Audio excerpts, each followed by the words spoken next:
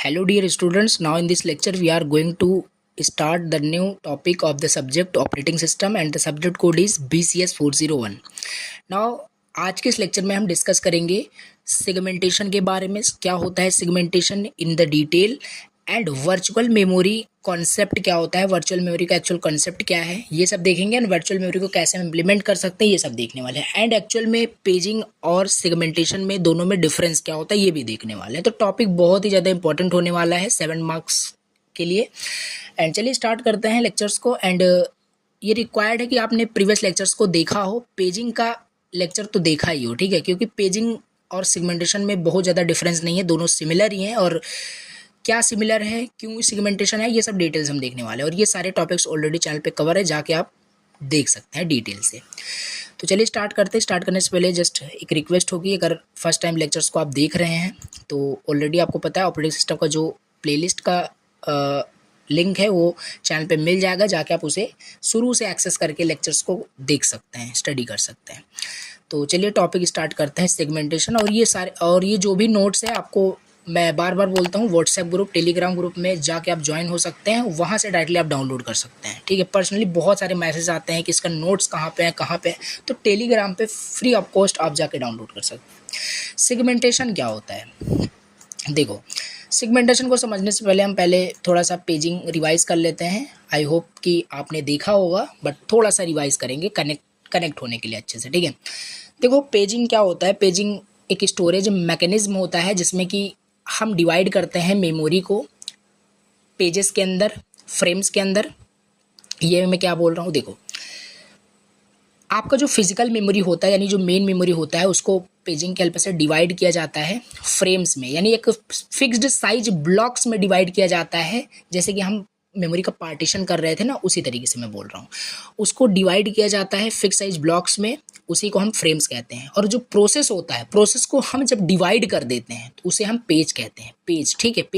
Page means what, process को हम further divide कर देते हैं, सो वो आपका क्या हो जाता है, पेज हो जाता है। और उस पेज को हमें करना क्या होता है पेजिंग में, उस पेज को हमें मेन मेमोरी के फ्रेम में स्टोर करना होता है। स्टोर करने के बाद वहाँ से कैसे सीपीयू फेच करेगा ये सब कंसेप्ट देखना होता है। सीपीयू लॉजिकल एड्रेस जनरेट करता है, वो logical address with the help of memory management unit and विया पेज टेबल वो कन्वर्ट होता है किसमें, logical address, absolute address means logical address convert होता है एब्सोल्यूट एड्रेस में, वहीं पे आपका वो डेटा फेच करता है। ये सब पेजिंग के अंदर हमने ओवरऑल देखा था।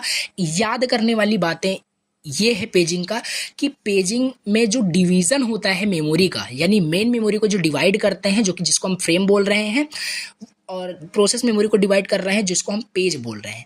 ये जो डिवीज़न होता है, याद करने वाली बात है कि फिक्स्ड साइज ब्लॉक्स में होता है। किस में होता है, फिक्स्ड साइज ब्लॉक्स में होता है। चलिए अभी समझते हैं। देखो पहले हम डिफरेंस समझेंगे, दोनों में डिफरेंस क्या है, तभी सेगमेंटेशन आप समझ पाओगे। अभी ये डिफिनेशन में पढ़ने लगूँ तो बहुत बोरिंग सा होगा, कुछ समझ में तो आएगा नहीं, ठीक है। देखो एग्जांपल अगर समझते हैं, जैसे कि ये आपका क्या है, एक आपका प्रोसेस है, सिंपल ये प्रोसेस है, क्योंकि ऐड का कुछ फंक्शन है, प्रोसेस मीन्स प्रोग्राम्स, तो ये आपका कोई प्रोग्राम है, कोई प्रोसेस है जो कि एडिशन का है, ठीक है, फंक्शन लिखा गया है। और ये जो इसका जो फंक्शन है, ये इसका ब्लॉक देखो इतना है, यानी कि ये इसमें बहुत सारे सेट ऑफ इंस्ट्रक्शंस कोड लिखे होंगे एडिशन करने का, ठीक है। तो पेजिंग क्या करेगा, अगर इसको हम पेजिंग के हेल्प से समझें, ये जो प्रोसेस है, जो प्रोग्राम है, ये किस तरीके से मेन मेमोरी के फ्रेम में जाके स्टोर होगा। देखो पेजिंग क्या करता है, यही बार बार मैं बोले कुछ कर रहा हूँ। पेजिंग समझना, पेजिंग क्या करेगा, अगर इसे डिवाइड करके, इस प्रोसेस को पेज में डिवाइड करके और पेज को अगर फ्रेम में मैप करना हो तो किस तरीके से करता था, प्रीवियस वाला ही रिकॉल कर रहे हैं। वो क्या करेगा, कहीं से भी, ये आपका क्या है, प्रोसेस था, इसको कहीं से भी डिवाइड करेगा, ठीक है। मान लो ऐड का आपका जो लॉजिक है यहाँ से स्टार्ट होकर के यहाँ तक लेगा, ये कहीं से भी डिवाइड कर देगा, कहीं इतना डिवाइड कर देगा, आपका इतना डिवाइड कर देगा, फिर इतना डिवाइड कर देगा। तो इस तरीके से ये क्या करेगा, डिवाइड करेगा।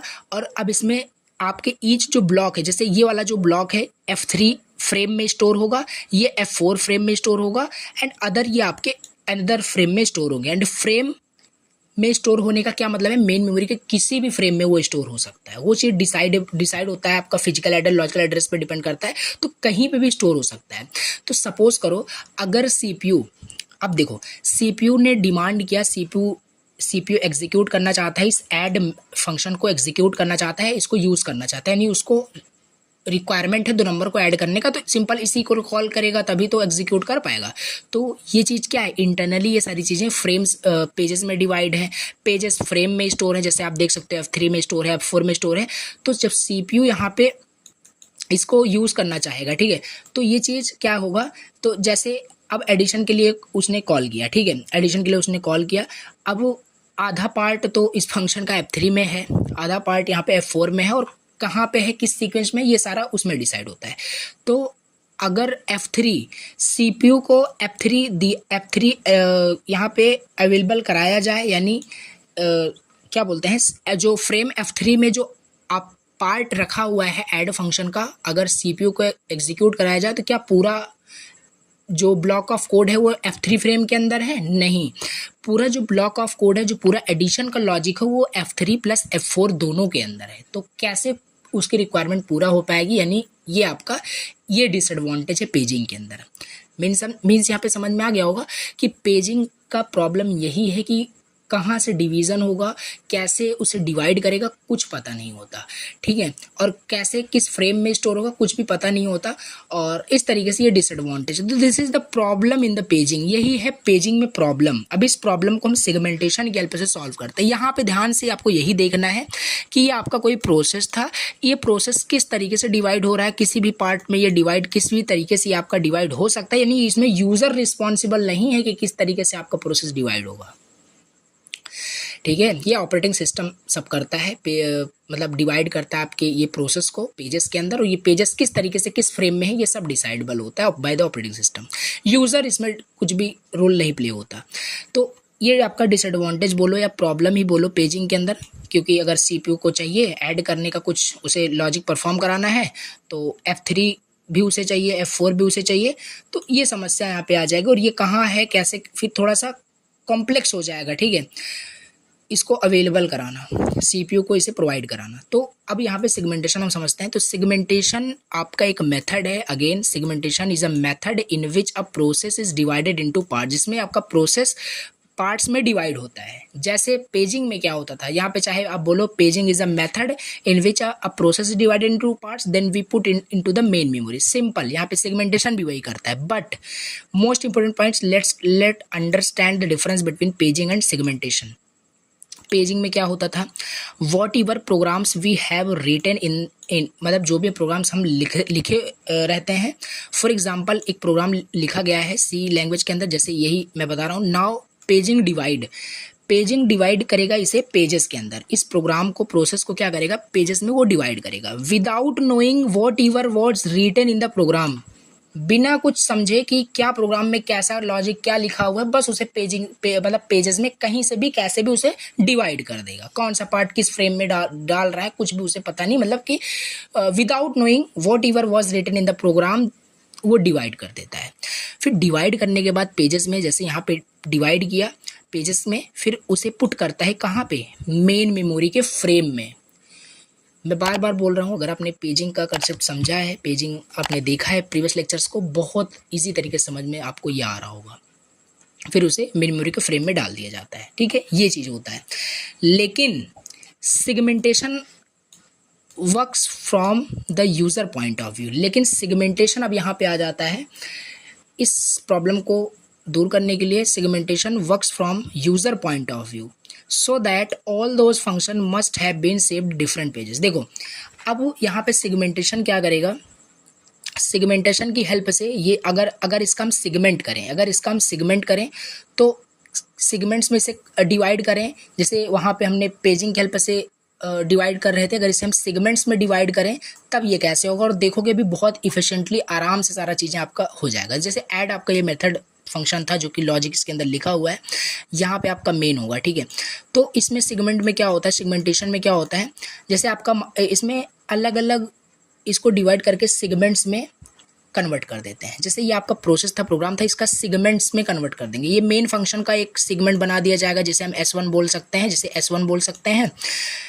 और इसका जो ऐड का ये पूरा आपका प्रोग्राम है, इस प्रोग्राम का ही पूरा बना दिया जाएगा। ऐड का एक दूसरा सेगमेंट बना दिया जाएगा, इसके पार्ट्स को अलग अलग नहीं सेगमेंट्स में कन्वर्ट किया जाएगा, इसका एक अलग सा मतलब सेगमेंट बना दिया जाएगा S2 करके, तो अलग अलग यहाँ पे सेगमेंट बनाया जाता है। तो यहाँ पे लिखा भी है आगे कि segments does not divide the process like paging, segments divide नहीं करता है प्रोसेस को जैसे पेजिंग में डिवाइड होता है।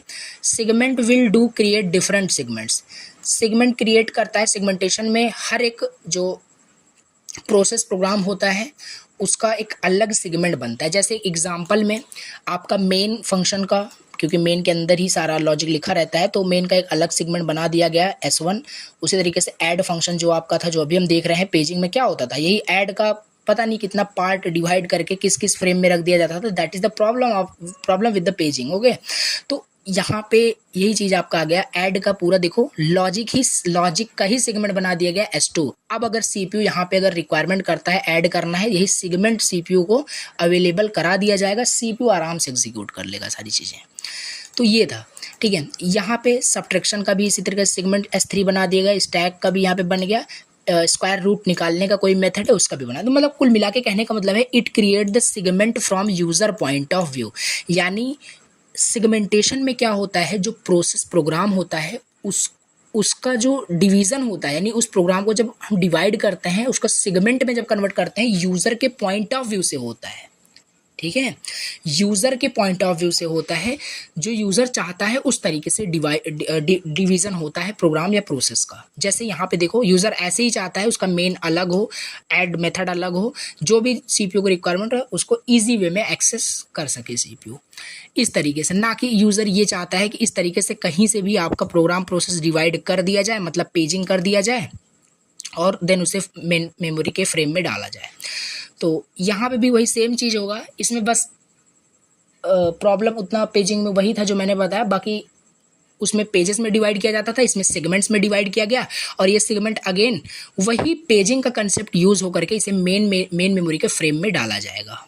ठीक है, और इम्पॉर्टेंट बात ये है यहाँ पे याद करने के लिए कि देखो लिखा भी है segments put into the main memory, यानी ये मेन मेमोरी में के फ्रेम में स्टोर किया जाएगा। सेगमेंट साइज में भी डिफरेंट और वेरिंग, यानी इसमें सेगमेंट की साइज क्या हो सकता है, डिफरेंट हो सकता है। लेकिन देखो, लेकिन पेजिंग के अंदर क्या था, जैसे मैंने ऑलरेडी बताया, पेजिंग के अंदर जो डिवीज़न होता था, चाहे वो फिजिकल मेमोरी का हो, मेन मेमोरी का हो, या प्रोसेस मेमोरी यानी पेजेस का हो, सॉरी प्रोसेस का हो, प्रोसेस को डिवाइड कर रहे हो पेज में, तो वहाँ पे क्या होता था, इक्वल होना चाहिए, मतलब फिक्स्ड साइज में होना चाहिए। ठीक है, फिक्स्ड साइज ब्लॉक में डिवीज़न होना चाहिए। वहाँ पे इंपॉर्टेंट पॉइंट यही है, वहाँ पे फिक्स्ड था, यहाँ पे फिक्स्ड नहीं है। कहाँ फिक्स्ड होगा आप कैसे इसको खुद ही समझ सकते हैं। ऐड फंक्शन में मान लो 10 से 12 लाइन में कोई एडिशन का लॉजिक लिखा हुआ है, सब्ट्रैक्शन में कुछ और मतलब 30-40 लाइन का कुछ लिखा हुआ है, स्क्वायर रूट निकालने के लिए मान लो चलिए 50 लाइन का कुछ कोड लिखा हुआ है, तो कहाँ यहाँ पे अलग अलग सेगमेंट का अलग अलग साइज है, तो साइज यहाँ पे वेरी करता है। तो दो इंपॉर्टेंट पॉइंट्स आपको याद रखना है। पेजिंग के अंदर प्रॉब्लम्स क्या थी कि वो कहीं से भी without knowing whatever written in the program, कि क्या प्रोग्राम में लिखा गया है उसको डिवाइड कर देता था, जो कि एक इशू आता था कि अगर कोई भी मतलब CPU एग्जीक्यूट करना चाहता है, उसे कुछ रिक्वायरमेंट है तो अलग अलग फ्रेम में रहेगा, अलग अलग फिर वहाँ पे यूज़ करना पड़ेगा थोड़ा सा वहाँ पे, इसी वजह से सेगमेंटेशन आपका आया। ठीक है, एंड सेगमेंट। और वहाँ पे दूसरी चीज़ आपको क्या याद रखनी है पेजिंग के अंदर, कि पेजिंग में आपका जो डिवीज़न होता है फिजिकल मेमोरी का या बोल लीजिए प्रोसेस मेमोरी का, यानी प्रोसेस का जो डिवीज़न होता है या मेन मेमोरी का जो डिवीज़न होता है वो फिक्स्ड साइज ब्लॉक में होता है। ठीक है, लेकिन सेगमेंटेशन में दो पॉइंट्स क्या याद रखने हैं कि इसमें जो डिवीज़न होता है किसी भी प्रोसेस का या मेन मेमोरी का, वो यूज़र के पॉइंट ऑफ व्यू से होता है। यूज़र जैसा चाहे उस तरीके से आप वहाँ पे डिवाइड होता है। और सेम कंसेप्ट फिर वही फॉलो होता है, उसे मेन मेमोरी में स्टोर करना होता है, फिर लॉजिकल एड्रेस को कन्वर्ट करना है फिजिकल एड्रेस में, सेम कंसेप्ट फिर यूज़ होगा, बट डिफरेंट बस इतना ही था, पेजेस में डिवाइड होता था वहाँ पे, यहाँ पे सेगमेंट्स में डिवाइड हो रहा है। और वहाँ पेजेस का साइज इक्वल होता था, फ्रेम का साइज इक्वल होता था जैसा आपको बताया था, और यहाँ पे सेगमेंट का साइज इक्वल हो भी सकता है, नहीं भी हो सकता, कंपलसरी नहीं है कि इक्वल होना ही चाहिए। जैसे वहाँ पे कंपलसरी था कि पेज का साइज और फ्रेम का साइज इक्वल होना चाहिए, तो यहाँ पे वही लिखा है। ठीक है, तो ये हो गया। अब थोड़ा सा और इसको हम डिटेल में समझेंगे क्योंकि इंपॉर्टेंट कंसेप्ट है सेगमेंटेशन। तो ये काम कैसे करता है, हाउ इट वर्क्स, जैसे वहाँ पे डायग्राम के हेल्प से समझे थे, यहाँ पे भी हमें समझना है। देखो इसमें क्या होता है, अब यहाँ पे देखो पूरा फिर से तो नहीं आपको मैं मतलब पूरा डिटेल से बता सकता, बट फिर भी आप मैं मान के चलता हूँ कि आपने प्रीवियस लेक्चर्स को देखा है, बट फिर भी थोड़ा सा मैं एक्सप्लेन करूँगा आपको। जैसे आपका यहाँ पे CPU रहता है, ठीक है, यहाँ पे आपका CPU रहता है। चलो देखो यहाँ पे आपका CPU रहता है, CPU को कोई भी डेटा की रिक्वायरमेंट है, एग्जीक्यूट करना चाहता है, ठीक है। मान लेते हैं यहाँ पे ही देख लेते हैं जैसे CPU को मान लो एडिशन का फंक्शन एग्जीक्यूट करना है, एडिशन CPU को परफॉर्म कराना है, जो कि सेगमेंट S2 में है, तो ये सिंपल CPU मतलब रिक्वेस्ट लॉजिकल एड्रेस जनरेट करेगा कि मुझे इस लॉजिकल एड्रेस का डेटा मुझे चाहिए, जैसे पेजिंग के अंदर होता था। यहाँ पे केवल आपको लॉजिकल एड्रेस मिलने वाला है। अब ये लॉजिकल एड्रेस क्या होगा, फिजिकल एड्रेस में कन्वर्ट होने वाला है। अब कैसे होता था, जैसे पेजिंग के अंदर क्या होता था, पेजिंग के अंदर जो लॉजिकल एड्रेस होता था वो मेमोरी मैनेजमेंट यूनिट की हेल्प से, पेज टेबल की हेल्प से कन्वर्ट होता था, किसमें, फिजिकल एड्रेस में। यहाँ पे क्या होता है, ये जो लॉजिकल एड्रेस है ये आपका मेमोरी मैनेजमेंट यूनिट इसे फिर से कन्वर्ट करेगा लॉजिकल एड्रेस को फिजिकल एड्रेस में, लेकिन किसका यूज़ करके, वहाँ पे पेज टेबल का यूज़ हो रहा था, यहाँ पे यूज़ होगा सेगमेंट टेबल का, ठीक है। पेज टेबल का वहाँ पे यूज़ हो रहा था बिकॉज वहाँ पेजिंग हो रही थी, यहाँ पे सेगमेंटेशन हो रहा है, यानी यहाँ पे सेगमेंट टेबल का यूज़ होगा। तो अब ये सेगमेंट टेबल दो पार्ट से कंसिस्ट रहता है। देखो सेगमेंट टेबल दो पार्ट से कंसिस्ट रहता है, एक आपका बेस एड्रेस कंसिस्ट रहता है, एक आपका सेगमेंट का साइज क्या है, ये दोनों, एंड ये आपका सेगमेंट नंबर रहता है कि कितना सेगमेंट का मतलब कितने सेगमेंट्स में डिवाइड है, ठीक है। ये अभी हम आगे देखने वाले हैं कैसे, मैं क्या बोलने की कोशिश कर रहा हूँ। तो बाकी ये है आपका बेस एड्रेस, ये आपका साइज है, सेगमेंट का साइज कि ईच सेगमेंट का कितना साइज है। अब सपोज करते हैं now we are going to know that when CPU generate, देखो यहाँ पे थोड़ा सा एक्सप्लेन किया गया है कि अब हम समझने जा रहे हैं कि अगर CPU जनरेट करता है logical address, then we have to convert it into the physical address. Simple सी बात है, हमें उसे फिजिकल एड्रेस में कन्वर्ट करना होगा, तभी हमें जो भी एक्चुअल एड्रेस होगा, एक्चुअल एड्रेस मीन्स जहाँ पे वो डेटा है, जहाँ पे मैप किया गया है, वो हमें लोकेशन मिल पाएगी और वहाँ से हम डेटा फेच कर पाएंगे और CPU को अवेलेबल करा पाएंगे। So then only we get location of that segment. ये तो देखा, तो यहाँ पे वही लिखा है, जब CPU जनरेट करता है आपका logical address, then it will converted in physical address, तब ये कन्वर्ट होना होता है फिजिकल एड्रेस में by memory management unit. Memory management unit ये कन्वर्ट करता है, वहाँ पे भी यही सेम यूनिट कर रहा था, बट वहाँ पे with the help of paging हो रहा, पेज टेबल हो रहा था, यहाँ पे with the help of segment table होगा। अब यहाँ पे समझना है, जो CPU लॉजिकल एड्रेस जनरेट करता है वो दो पार्ट से कंसिस्ट रहता है, पहला सेगमेंट नंबर, दूसरा सेगमेंट साइज। वहाँ पे लॉजिकल एड्रेस दो पार्ट से मिलकर बना होता था, वहाँ पे पेज नंबर था, पेज साइज था। अब यहाँ पे पेजिंग हम पढ़ नहीं रहे, सेगमेंटेशन पढ़ रहे, तो यहाँ पे सेगमेंटेशन पहला है, दूसरा सेगमेंट का साइज है, सेगमेंट का ऑफसेट बोलिए, दोनों सेम है।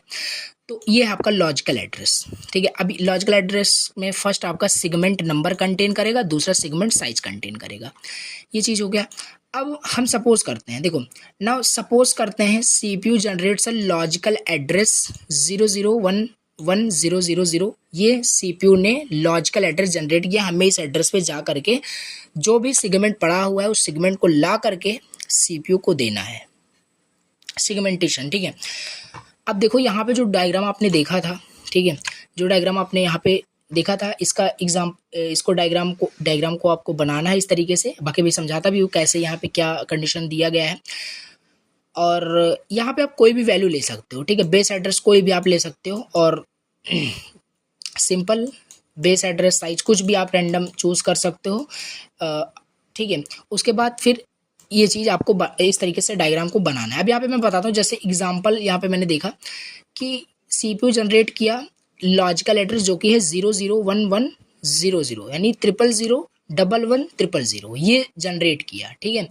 अब हम क्या करेंगे, ये जो लॉजिकल एड्रेस है इसको हम डिवाइड करेंगे इस फॉर्मेट में, क्योंकि लॉजिकल एड्रेस दो पार्ट से मिलकर बना होता है, एक सेगमेंट नंबर, दूसरा सेगमेंट का साइज। तो ये हमारे पास एड्रेस जनरेट है, हमारे पास एड्रेस क्या जनरेट है, मतलब CPU ने क्या जनरेट किया, लॉजिकल एड्रेस ये जनरेट किया है, जो कि आपका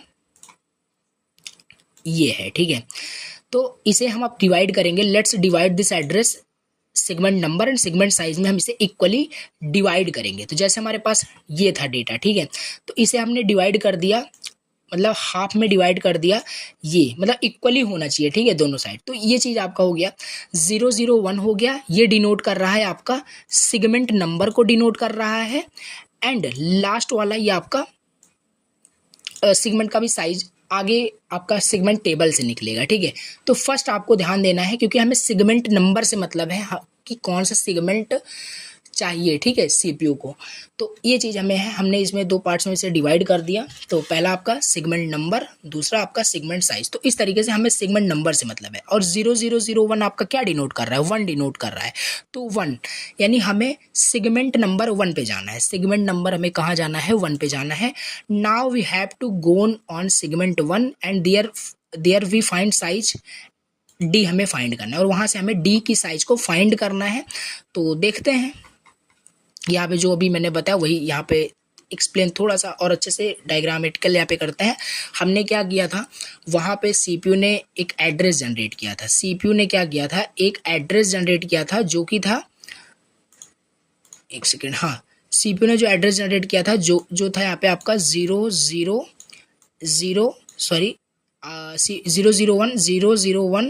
एंड 10000, ठीक है। ये सीपीयू ने लॉजिकल एड्रेस जनरेट किया था। इसको हमने क्या किया, सेगमेंट नंबर एंड साइज में डिवाइड किया। तो यहाँ से इसको हमने हाफ हाफ कर दिया, ठीक है। तो ये फर्स्ट नंबर आपका रिप्रेजेंट कर रहा है 1 को, ठीक है, ये फर्स्ट नंबर आपका रिप्रेजेंट कर रहा है 1 को। अब ये रिप्रेजेंट कर रहा है 1 को, मीन्स ये सेगमेंट नंबर होता है, क्योंकि लॉजिकल एड्रेस है, ये सेगमेंट नंबर है और सेगमेंट साइज। तो सेगमेंट 1 पे जाना है। तो सेगमेंट 1 हमारे पास यहाँ पे है, ठीक है। सेगमेंट नंबर यही है आपका 1 पे आप देखो बेस एड्रेस क्या है, 1 पे बेस एड्रेस देखो, 1 पे बेस एड्रेस आपका 1800 है, यानी हमें 1800 पे जाना है। सो 1800 यहाँ पे है, ठीक है। तो 1800 यहाँ पे, अब देखो ये डायग्राम आपको थोड़ा सा पहले से बनाना है, ठीक है। तो बेस एड्रेस आप कुछ भी ले सकते हो, जो भी बेस एड्रेस लोगे उसी का यहाँ पे इंक्रीजिंग ऑर्डर में लिख देना है, और उसका साइज यहाँ पे आपको लिख देना है कि दोनों के बीच डिफरेंस कैसे, 1500 मिनिमम है एंड 1800 है, तो 1500 1800 के बीच डिफरेंस कितना है 300 का, तो 300 हमने लिखा। तो इस तरीके से साइज भी आपको डिफाइन करनी है। तो कुल मिला के सेगमेंट 1 पे हम गए, सेगमेंट नंबर 1 पे गए, बेस एड्रेस हमें 1800 मिला हुआ है, अच्छे से समझिए, ठीक है। 1800 पे हमें जाना है। चलिए हम आगे 1800 पे आ गए, ठीक है। 1800 पे हम आ चुके हैं। अब कंडीशन यहाँ पे हमें एक चेक करनी होती है। अब यहाँ पे सेगमेंट 1 में इसका साइज भी देख लो। ये साइज मीन्स व्हाट, साइज को हम डी से डिनोट करते हैं, साइज को डी से डिनोट करते हैं, जो कि सेगमेंट 1 पे साइज इसका 400 है, 400 है। अब हमें क्या करना है, यहाँ पे ये कंडीशन सेटिस्फाई करानी है, D less than equal to size, D less than equal to size. D की वैल्यू क्या है, डी आपका क्या है 400 यहाँ पे लिखना, 400 less than equal to size. Size क्या है, साइज आपका 400 है, साइज भी आपका 400 है। तो यहाँ पे कंडीशन ट्रू है, क्यों, क्योंकि 400 is also less than equal to 400, less than नहीं है बट इक्वल तो है ना, तो हमें इक्वल दोनों चेक करना है। तो एक पे सेटिस्फाई हो गया, तो डी यहाँ पे क्या है, डी आपका 400 है, यहाँ से हमने देखा, और साइज तो ऑलरेडी आपका वही है, मतलब दोनों को वही उसी से कंपेयर करना, साइज को साइज से ही कंपेयर करना है। कंपेयर किया, कंडीशन ट्रू हुआ, ट्रू होने के बाद हम क्या करेंगे, एडिशन करेंगे। एडिशन मीन्स मतलब कैसे क्या करेंगे, एडिशन हमें क्या करना है 1800, देखिए इसको समझते हैं कि थोड़ा सा आगे यहाँ पे देखिए, फिर हम एडिशन करेंगे। यहाँ पे हमने क्या किया, यहाँ पे साइज आपका 400 था, तो यहाँ पे हमने कंपेयर किया, ये चीज़ कंपेयर किया, कंडीशन ट्रू हुआ, तो यहाँ पे मैं एडिशन परफॉर्म किए 1800 प्लस 400, तो हमें 2200 यहाँ पे मिला। अब 2200 मीन्स ये क्या है, इसका मतलब ये है कि हमें जो एक्सेस करना है सेगमेंट्स को, अब ये जो कंडीशन यहाँ पे मतलब जो कंपेयर किया जा रहा है, इससे ये पता चलता है कि हमें कितने पार्ट ऑफ द सेगमेंट चाहिए, हमें सेगमेंट के कितने पार्ट को एक्सेस करना है, इस कंडीशन से चेक ये हो रहा है। अब जैसे यहाँ पे ऐड करने के बाद क्या आया था, ऐड करने के बाद यहाँ पे क्या आया आपका 2200 आया, यानी कि हमें 1800 से 2200 तक का सेगमेंट्स की रिक्वायरमेंट है, सीपीयू चाहिए, सीपीयू को चाहिए। तो 1800 से 2200 यानी ये तो पूरा सेगमेंट चाहिए, यानी सीपीयू को सेगमेंट्स 1 पूरा चाहिए। देखो यहाँ से पता चल गया इस तरीके से कंसेप्ट को यूज करके कि सीपीयू ने जो लॉजिकल एड्रेस जनरेट किया था उससे वो रेफर कर रहा था S1 को, उसे S1 की रिक्वायरमेंट है, तो अब S1 को वो क्या किया जाएगा, सीपीयू को दे दिया जाएगा। तो इस तरीके से आपने देखा। अब उसी तरीके से हम दूसरा भी एक केस देख सकते हैं। मान लो सीपीयू ने लॉजिकल एड्रेस कुछ अनदर जनरेट किया, ठीक है। मान लो सीपीयू ने जनरेट किया 0010 0010 100, ठीक है, 0, ऐसा कुछ आपका सीपीयू ने जनरेट किया। तो इसे हम फिर से, ये लॉजिकल एड्रेस सीपीयू ने जनरेट किया, हमें यहाँ पे जा करके इसको कन्वर्ट करना फिजिकल एड्रेस में, फिर वहाँ पे जा करके हमें क्या करना है, डेटा को फेच करना, मीन्स सेगमेंट को फेच करना है। तो इसको फिर से डिवाइड करेंगे, इसको फिर से हमें क्या करना है, डिवाइड करना है। तो फिर से हम इसको डिवाइड कर देंगे, तो यहाँ पे हमारा डिवाइड हो जाएगा इस तरीके से। और ये वाला पार्ट आपका क्या दिखाएगा, ये वाला पार्ट आपका दिखाएगा सेगमेंट नंबर को, और हमें पहले वाले पार्ट से ही मतलब है, 2 पार्ट्स बाकी कंटेन रहता है। तो पहला से हमें मतलब है, ये पहला क्या रिप्रेजेंट कर रहा है, पहला सिंपल हमारा यहाँ पे रिप्रेजेंट कर रहा है 2 को रिप्रेजेंट कर रहा है। तो सेगमेंट हमें 2 पे जाना है, तो चलिए हम सेगमेंट 2 पे गए, और सेगमेंट 2 पे गए, सेगमेंट 2 पे हमें 2700 यहाँ पे बेस एड्रेस मिला। अब 2700 बेस एड्रेस कहाँ पे है, यहाँ पे है 2700 बेस एड्रेस, तो यहाँ पे हम आ गए। अब इसमें हमें कंपेयर भी आगे करना होता है कि कितना हमें part of the segments access करना है, सीपीयू को देना है। तो ये चीज़, इसके साइज हम देख लेंगे, साइज हमें हमारा 600 है, तो यहाँ पे कंडीशन हमें चेक करनी है D less than equal to size. D भी, डी का मतलब डी मतलब साइज ही हम बोल रहे हैं, बस कंपेयर में करना है। तो 600 यहाँ पे क्या होगा, हाँ 600 less than equal to 600, okay. तो ये चीज़ हो गया। तो कंडीशन देखो ट्रू हो रहा है, कंडीशन सेटिस्फाई हो रहा है, यानी कि अब एडिशन होगा आपका। एडिशन किसका किसके साथ होगा, 27 प्लस 600, तो 2700 प्लस अगर 600 करोगे तो आपको पता चल जाएगा कि सीपीयू को कितना सेगमेंट रिक्वायरमेंट है, क्या वो पूरा करना चाहता है या हाफ पार्ट करना चाहता है, कितना करना चाहता है। तो यहाँ सिंपल आपको पता चल जाएगा, ठीक है। तो देखो 3300 आ रहे हैं, नहीं 3300, यानी 27 से उसे चाहिए 330 तक का, यानी उसे आपकी S2 की रिक्वायरमेंट है। तो इस तरीके से देखो कैसे सेगमेंट एक्सेस कर पा रहा है सीपीयू लॉजिकल एड्रेस की हेल्प से, ठीक है। तो इस तरीके से यहाँ पे आपका ये क्या बोलते हैं, किसी भी सेगमेंट को सीपीयू एक्सेस कर रहा है। तो ये आपको डायग्राम बनाना है, डायग्राम इंपॉर्टेंट है, इसी के हेल्प से आपको एक्सप्लेन करना है। ये डेटा आप कुछ भी अपने मन से आप ले सकते हैं, और यहाँ पे उस तरीके से आपको फिर लिखना पड़ेगा। तो ये सब हमने देखा सेगमेंट्स के बारे में। तो यहाँ पे वही लिखा है कि this is how segments work. तो ओवरऑल ये हमने समझा कि सेगमेंट कैसे काम करता है, सेगमेंट्स क्या है, सेगमेंटेशन कैसे वर्क कर रहा है। मोस्ट इम्पॉर्टेंट यही है, अगेन बताता हूँ कि इसमें किस तरीके से आप यहाँ पे सेगमेंट्स में डिवाइड करते हैं, यूज़र के पॉइंट ऑफ व्यू से डिवाइड होता है। तो ये इंपॉर्टेंट पॉइंट्स यहाँ पे हैं। अब सेकंड देखते हैं यहाँ पे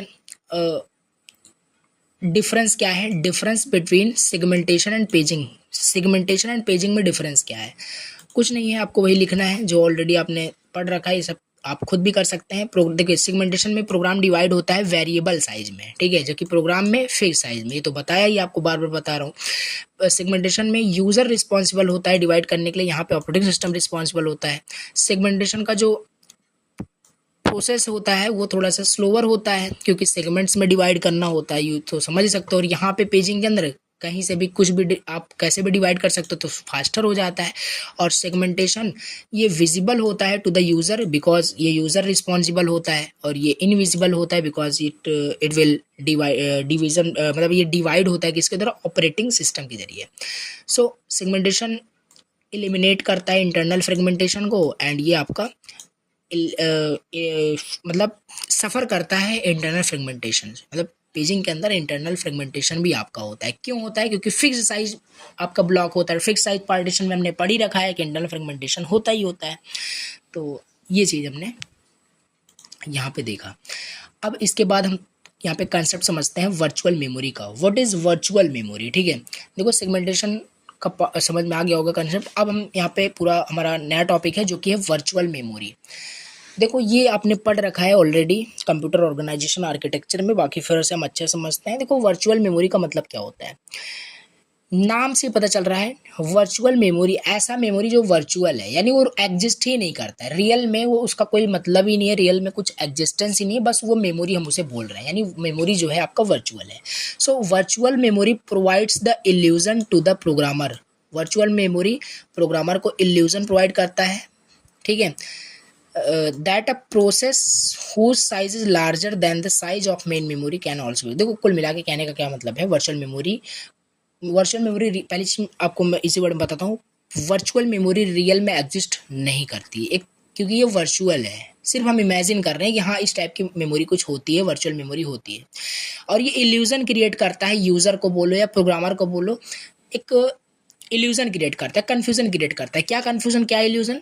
देखो ये कहता है कि वर्चुअल मेमोरी कहता है कि कोई भी प्रोसेस है जिसका जो साइज है वो मेन मेमोरी यानी आपके मेन मेमोरी के साइज से ज़्यादा है, ठीक है। सपोज करते हैं आपका स्मार्टफोन है, ठीक है, आपके स्मार्टफोन में 2 GB रैम है, ठीक है, 4 GB रैम है, ठीक है, और कुछ प्रोसेस है, कोई एप्लीकेशन सॉफ्टवेयर है जो कि क्या, देखो हाँ इसको थोड़ा सा इलेबरेट करते हैं, बहुत अच्छे से समझ में आएगा, ठीक है। देखो ये आपका क्या है, स्मार्टफोन है, ये आपका क्या है, स्मार्टफोन है। यहाँ से कुछ भी अब यहाँ पे एज्यूम कर सकते हैं, ये आपका कुल मिला के स्मार्टफोन है। एंड यहाँ पे कोई आपका ये प्रोसेस है, प्रोसेस P1 हम इसे बोल देते हैं। आपके स्मार्टफोन में अगर हम रैम की बात करें यानी मेन मेमोरी की बात करें 2 GB, ठीक है, इसकी साइज कितनी है 2 GB। तो 2 GB आपके यहाँ पे मेन मेमोरी की साइज है। और सेकेंडरी मेमोरी की मैं बात करूँ, एक्सटर्नल स्टोरेज की बात करूँ, वो है आपका यहाँ पे कम्बिनेशन, देखो सही नहीं बनेगा बट फिर भी मैं मान के चल रहा हूँ 128 GB, ठीक है। रियल में मत इसको समझ लेना क्योंकि ये ऐसा ज़्यादातर कम्बिनेशन नहीं होता है, 216 का होता है, 232 का होता है, तो बाकी मैं एज्यूम कर रहा हूँ यहाँ पे ये कंडीशन है आपके स्मार्टफोन की, ठीक है। आपका एक स्मार्टफोन है, उसकी जो उसमें जो मेन मेमोरी की साइज़ है 2 GB है और एक्सटर्नल स्टोरेज मीन सेकेंडरी की जो साइज़ है 128 GB है। अब वर्चुअल मेमोरी क्या होता है?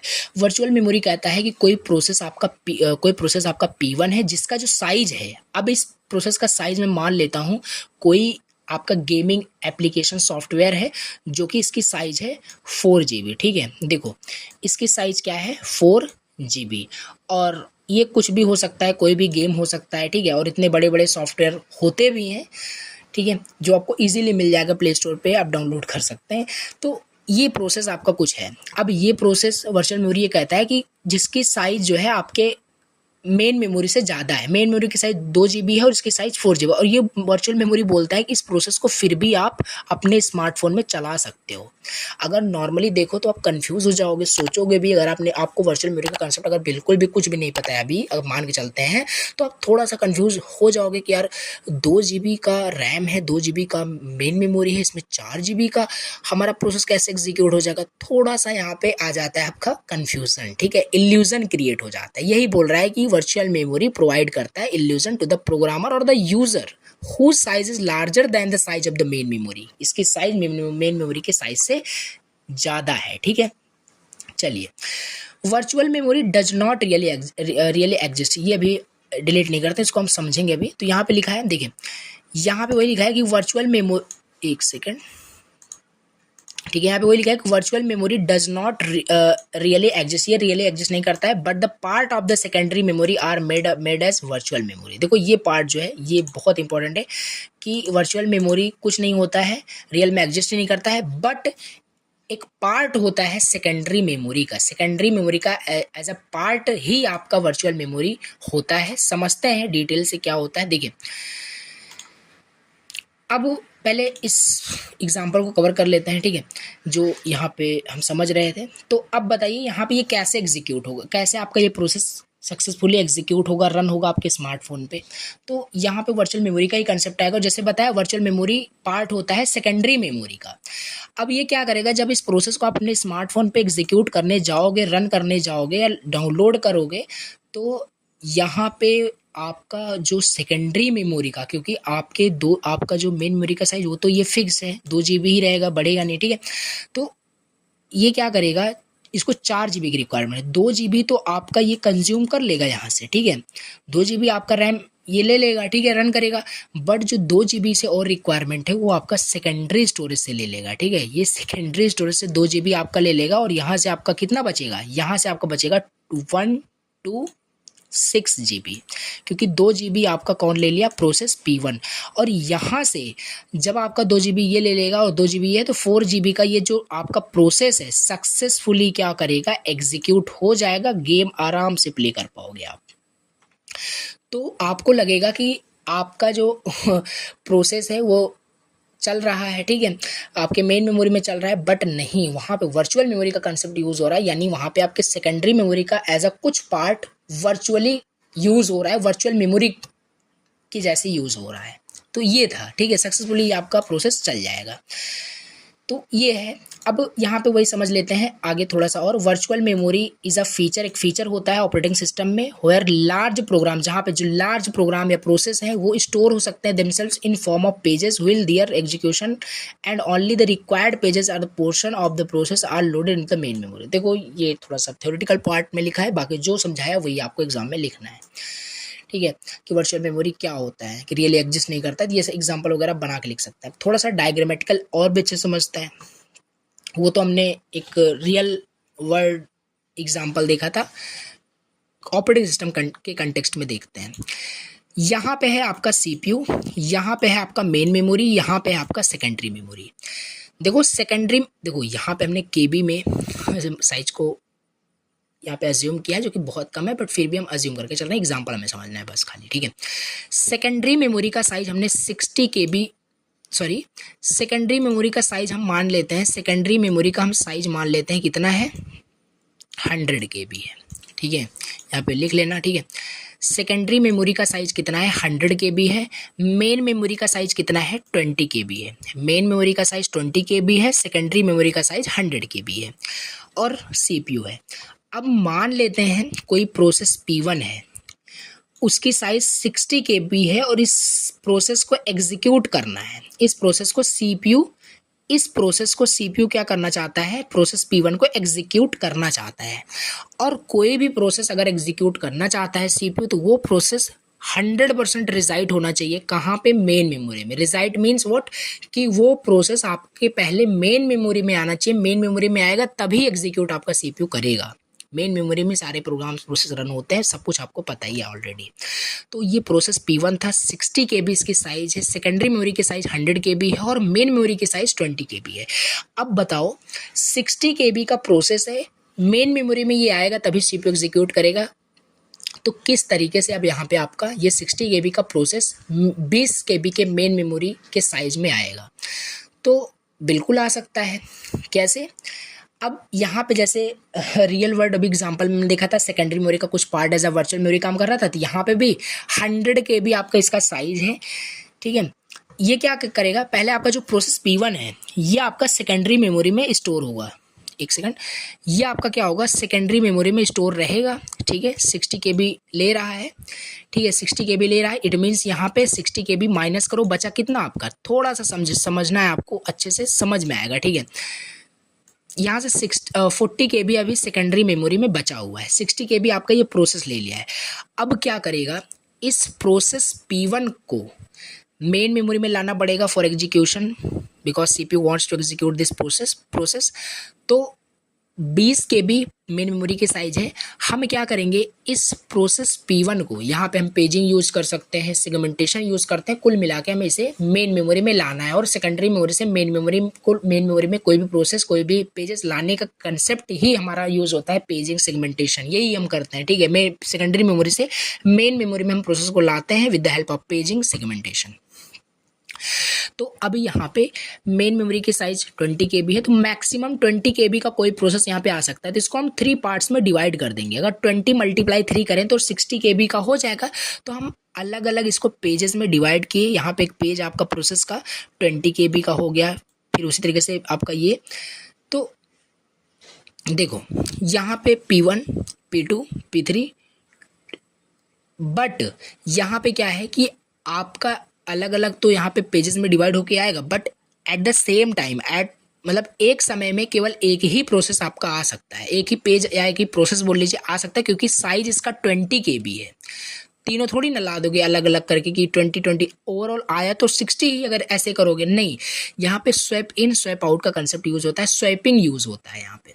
कैसे, इसको हमने डिवाइड किया 3 पार्ट्स में, 20 KB में फर्स्ट टाइम डिवाइड किया। ये 20 KB आपका आ गया P1 20 KB। ये क्या किया P1 तब तक जैसे यहाँ पे आ गया है, ये मेन मेमोरी में आ चुका है, तब तक ये आपका CPU एग्जीक्यूट करेगा।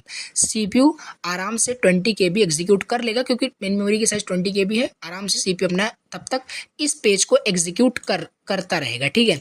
फिर एग्जीक्यूट इसे कर लेगा, फिर इसे क्या किया जाएगा, इसे फ्री किया जाएगा। इस P1 को फिर से क्या किया जाएगा, स्वैप आउट किया जाएगा, फिर से इसमें रख दिया जाएगा सेकेंडरी मेमोरी में। फिर अगेन सेकेंड पेज की बारी, तो उसे यहाँ पे स्वैप इन किया गया, ठीक है। तो फिर से यहाँ पे आपका मेमोरी फ्री रहेगा, क्योंकि इसे हमने स्वैप आउट कर दिया था। तो फिर से सेकंड भी आ सकता है, तो यहाँ से आपका ये एग्जीक्यूट करेगा CPU, फिर स्वैप आउट करेगा, फिर से अनदर आएगा। इस तरीके से आपका स्वैप इन स्वैप आउट जो हो रहा है, ये आपका successfully process P1 by the CPU execute हो जाएगा इस कंसेप्ट का यूज़ करके। बट इंपॉर्टेंट पॉइंट यहाँ पे ये है कि यहाँ पे बोलोगे वर्चुअल मेमोरी कहाँ पे यूज़ हो रही है। वर्चुअल मेमोरी यहाँ पे यूज़ हो रही है, क्योंकि एज अ कुछ part of the memory of the secondary memory वो वर्चुअल मेमोरी काम कर रहा है, क्योंकि यहाँ से स्वैप इन स्वैप आउट का जो कंसेप्ट है यही आपका है, ठीक है। कि प्रोसेस आपका यहाँ पे स्वैप आउट हो जाता है, यानी सेकेंडरी मेमोरी से मेन मेमोरी में स्वैप इन हो जा रहा है, तो यूज़ हो रहा है आपका इसका भी जो मेमोरी का जो स्पेस है, ये भी यूज़ हो रहा है सेकेंडरी मेमोरी का। तो ये चीज़ है आपका यहाँ पे है वर्चुअल मेमोरी का कंसेप्ट, यहाँ पे थोड़ा बहुत ये सारी चीज़ें हैं। तो ओवरऑल ये था आपका वर्चुअल मेमोरी। अब यहाँ पे हम देखते हैं वर्चुअल मेमोरी को कैसे हम इम्प्लीमेंट कर सकते हैं। Virtual memory can be implemented by, virtual memory को अगर हमें इम्प्लीमेंट करना है तो हम 2 तरीके से इम्प्लीमेंट कर सकते हैं। देखो 2 तरीके हैं वर्चुअल मेमोरी को इम्प्लीमेंट करने का, बट हमें पढ़ना एक ही है। लेकिन अगर हम एक भी पढ़ लेते हैं तो दोनों हम कर सकते हैं, क्योंकि देखो पहला आपका है डिमांड पेजिंग। इम्प्लीमेंट करने का पहला तरीका है डिमांड पेजिंग, दूसरा तरीका है डिमांड सिगमेंटेशन, ठीक है। तो पहला पेज हमारे पास क्या है, डिमांड पेजिंग। अब डिमांड पेजिंग हम नेक्स्ट लेक्चर के अंदर कवर करेंगे डिटेल के साथ। डिमांड पेजिंग क्या होता है, the performance of demand paging, ये आपके सिलेबस का ही टॉपिक है, ठीक है। दिखा देता हूँ, ये सिलेबस का ही आपका टॉपिक है, जो कि आपका डिमांड पेजिंग है और परफॉर्मेंस ऑफ डिमांड पेजिंग, ये हमें डिस्कस करना है नेक्स्ट लेक्चर के अंदर, जो कि है आपका ये, एक सेकंड, ये टॉपिक हमें डिस्कस करना है, जो कि वर्चुअल मेमोरी कंसेप्ट पे बेस्ड है। हमने यहाँ पे वर्चुअल मेमोरी कंसेप्ट देख लिया है, एंड डिमांड पेजिंग परफॉर्मेंस ये हमें नेक्स्ट लेक्चर के अंदर देखना है। बाकी अभी हमें थोड़ा सा और समझना है वर्चुअल मेमोरी के बारे में। एक सेकंड देख लेते हैं, एडवांटेज हमें देखना है, ठीक है। देखो अगर हम डिमांड पेजिंग अच्छे से पढ़ लेंगे, ठीक है, तो सेगमेंटेशन भी हम कर लेंगे। क्यों, क्योंकि पेजिंग और सेगमेंटेशन में थोड़ा सा डिफरेंस होता है, जो मैंने ऑलरेडी आपको बता रखा है। उसमें पेजिंग के अंदर क्या होता है, फिक्स्ड साइज में तो बार बार मैं बता चुका हूँ, और वही सेम चीज़ होता है। सेगमेंटेशन भी वही सेम चीज़, जैसे हम डिमांड पेजिंग करेंगे, चाहो तो आप डिमांड सेगमेंटेशन कर दो, बट रिक्वायर्ड नहीं है, बिकॉज सिलेबस में ही नहीं है, डिमांड पेजिंग ही हमें पढ़ना है। एडवांटेज क्या है, एडवांटेज क्या है वर्चुअल मेमोरी का, कुछ भी लिख सकते हो, ठीक है। इफिशिएंट मेमोरी यूटिलाइजेशन होता है, मल्टीटास्किंग सपोर्टिंग होता है, डायनेमिक लोडिंग लिंकिंग हो रहा है, लार्जर मेमोरी स्पेस है, लार्जर मेमोरी स्पेस है। तो ये 4 से 5 आप एडवांटेज और भी लिख सकते हो, ठीक है। तो ये चीज़ें कंसेप्ट हमें पता होना चाहिए कि क्या वर्चुअल मेमोरी का एक्चुअल मतलब क्या है, ठीक है। हमें क्रैमिंग नहीं करना है, रटना नहीं है। अब यहाँ पे efficient memory utilisation, multitasking, dynamic loading linking and larger memory space, ये हो गया आपका वर्चुअल मेमोरी का कंसेप्ट। तो आई होप लेक्चर आपको समझ में आया होगा, बहुत ही डिटेल से हमने समझा सेगमेंटेशन क्या होता है, उसके बाद डिफरेंस वगैरह देखा इन दोनों के बीच, पेजिंग सेगमेंटेशन में क्या होता है। उसके बाद हमने फिर यहाँ पे वर्चुअल मेमोरी का फुल कंसेप्ट समझा, एंड नेक्स्ट लेक्चर के अंदर हम डिस्कस करेंगे डिमांड पेजिंग। क्या होता है आपका डिमांड पेजिंग, बहुत ही easy topic and the most important topic आपका है। तो चलिए आज के इस लेक्चर को यहीं पेंड करते हैं। आई होप लेक्चर आपको समझ में आया होगा, और प्लीज़ अगर लेक्चर समझ में आया हो या फर्स्ट टाइम विजिट किया हो चैनल पे तो सब्सक्राइब कर सकते हो। बहुत ही इजी वर्ड में मैं आपको अच्छे से सारे कंसेप्ट को क्लियर करता हूँ। चलिए मिलते हैं नेक्स्ट लेक्चर के अंदर। Thank you so much for watching the lecture.